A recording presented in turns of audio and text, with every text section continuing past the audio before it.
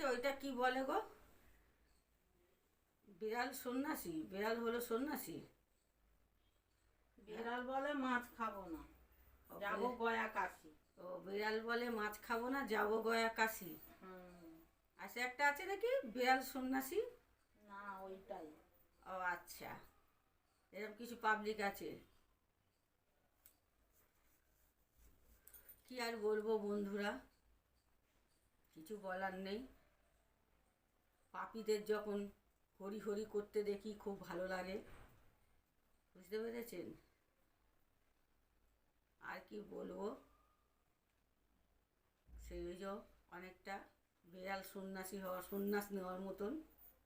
মাছ খাবো না, যাবো গয়া কাশি। হ্যাঁ যাবো গয়া কাশি। সারা জীবন মানে পাপ পুরো করে বেড়ালো, আর শেষ বয়সে এসে হরি হরি করছে, দেখতেও খুব ভালো লাগে। কিন্তু ভাই হরিদের নিয়ে থাক না, অন্যের পেছনে কাটি মারার তো কোনো দরকার নেই। আমি ভালো আমি ভালো বললে ভালো হবে?